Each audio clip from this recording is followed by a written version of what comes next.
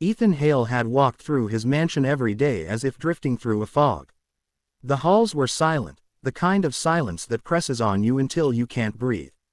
A year had passed since his wife, Lila, had died, but grief clung to him like a shadow that refused to fade.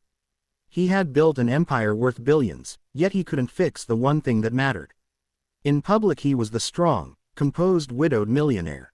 In private he was breaking. His staff tiptoed around him. No one dared to speak unless necessary.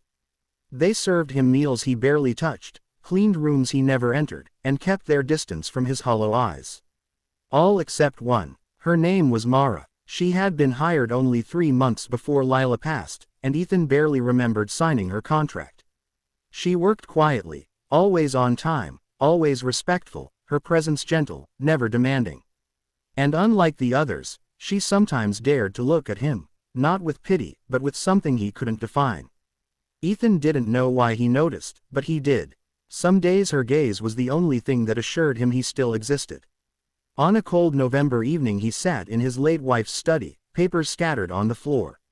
He had planned to read through her old journals again, torturing himself with memories, her handwriting, her plans, her hopes he could no longer fulfill. Instead, he just sat there, staring at nothing. His breathing trembled. He hated the man he had become. He hated the empty space next to him in bed. He hated the silence. And for the first time, he wondered if maybe he didn't want to wake up the next morning. He didn't hear Mara enter the room until she accidentally bumped the doorframe with her cleaning cart. She froze, apologizing softly, but Ethan didn't respond. She hesitated, then stepped inside. Something about his posture, slumped, defeated, made fear grip her chest. She had seen many kinds of sadness in her life, but the kind that lived in Ethan's eyes was dangerous. She approached slowly, as if walking toward a wounded animal. "Sir," she said gently, "your dinner, should I bring it here?" He shook his head. "I'm not hungry." "You haven't eaten all day," she whispered. "What does it matter?" he muttered. The words were small, but they landed like a stone in her stomach. She took a step closer. "Sir, may I say something?" Ethan almost laughed. "Everyone in this house avoids saying anything. Why would you be any different?" Her voice trembled, but she spoke anyway. "Because I see what no one else wants to." He looked up for the first time, surprised. Mara swallowed hard before continuing. "You loved her. You still love her. That kind of love doesn't disappear. But you're not gone. You're still here, and you matter more than you think." Ethan stared at her. No one had dared speak to him like that since Lila died. He didn't know whether to feel angry or grateful. "You don't know anything about my grief," he said quietly. She shook her head. "No, but I know pain. I know what it looks like when it starts to consume someone. My mother died when I was 16. My father fell apart. He didn't talk to anyone. He barely slept. And one day, he almost didn't come back home." Her eyes glistened, but she kept her voice steady. "Your staff is afraid to speak because they don't want to upset you. But I think silence is what's hurting you the most." Ethan clenched his jaw, but her words hit a place he didn't want to acknowledge. He closed his eyes. "I don't know how to keep living without her." Mara stepped closer, slowly, respectfully. "Then don't live without her. Live with what she gave you. The memories, the lessons, the love. That's what my mother taught me. Grief doesn't leave, it just becomes a part of you. But you can choose how it lives inside you." No one had ever said something like that to him. Not his business partners, not his friends, not the therapists he had fired after a single session. Ethan exhaled shakily. "I don't know how to start." "Start by not sitting in the dark," she said softly. "Come to the dining room. Eat a little, talk a little. You don't have to be okay tonight. You just have to try." Her voice broke on the last word. He looked at her again, truly seeing her. She wasn't speaking as a maid. She was speaking as someone who cared. And that realization startled him more than her words. He stood slowly. "Fine, just dinner." She nodded, relieved. When she turned to leave, Ethan whispered, "Thank you, Mara." She paused at the door, then continued walking, a faint smile lifting her lips. At dinner he ate more than he had in weeks. Mara didn't sit with him. She kept her place by the wall, but he felt her presence like a steadying hand. When he rose to leave, she gently reminded him of his medication. When he hesitated, she handed him the glass of water herself. It had been a long time since someone had taken care of him without expecting anything in return. Over the next few days Ethan noticed her more. The way she hummed softly while working. The way she straightened his office without moving a single thing out of place. The way she listened when he spoke, not as an employee, but as a human being. He found himself waiting for her to walk past his study, just so he could hear her steps. He caught himself watching the clock, wondering when she'd bring him tea.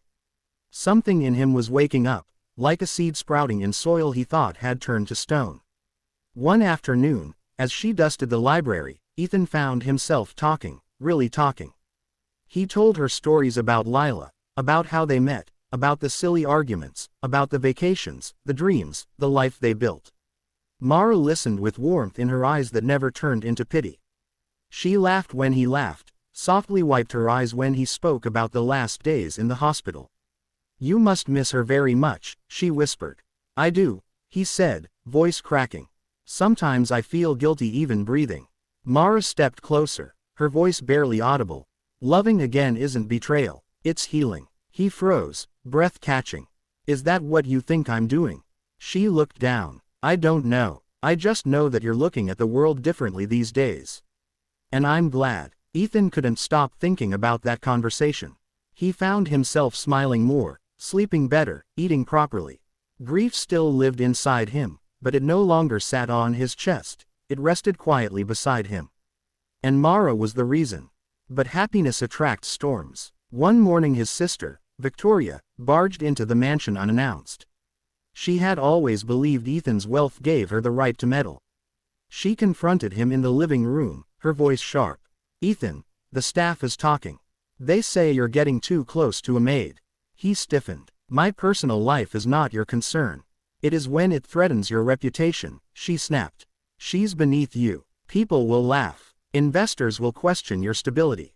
Something inside Ethan snapped. "Let them question. Let them laugh. It's my life." Victoria stepped closer, lowering her voice to a poisonous whisper. "You're grieving. You're vulnerable. And she's taking advantage." Ethan's eyes burned. "Stop." Mara would never. But before he could finish, Mara entered the room carrying fresh linens. She froze when she saw Victoria's glare. "So this is her," Victoria spat. "The girl who thinks she can climb her way into our family." Mara's face flushed with humiliation. "Ma'am, I've never." "Enough," Ethan said sharply. "Victoria, get out. You're making a mistake," she warned before storming out. The moment she left, Mara set down the linens with shaking hands. "Sir, I'm so sorry. I never meant to cause trouble." "You've caused nothing," he said firmly. "But people will talk," she whispered. "Let them." She hesitated. "Maybe I should resign." The thought hit him like a punch. "No, Mara, don't. I need you here." The vulnerability in his voice startled both of them. Mara swallowed hard. "Why?" He stepped closer. "Because, when you speak, I feel alive again. When you look at me, I don't feel like a ghost. You don't treat me like a broken man or a millionaire. You treat me like Ethan. And I haven't been Ethan in a very long time." Her breath hitched. "Sir, you whispered what no one else dared to say," he murmured. "You told me the truth I needed to hear." For a moment they stood there, suspended in silence. Then Mara whispered, "I care about you. More than I should." Ethan reached out, hesitating before gently taking her hand. "And I care about you, more than I expected."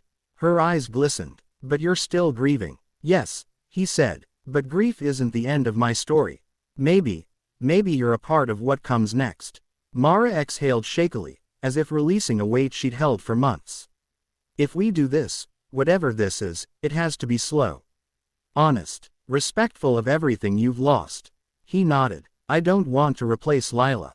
I just want to learn how to live again. And I want to help you," she whispered. He gently lifted her hand to his chest, over his heartbeat. "You already have." From that day forward things changed, but not loudly, not dramatically. It was slow, careful, tender. They shared quiet breakfasts, walked in the garden, spoke about their hopes, their fears. The mansion felt lighter, warmer. Ethan began opening curtains that had been shut for months. One afternoon he even played the piano again, and Mara listened with tears in her eyes. The world outside whispered rumors, but Ethan no longer cared. He had spent too long caring about expectations that suffocated him. Now he cared only about healing. And Mara walked that path with him, step by step. One evening, as the sun dipped below the horizon, Ethan stood on the balcony with Mara beside him. The sky glowed orange, like a promise wrapped in light. "I thought my story ended when Lila died," he said quietly.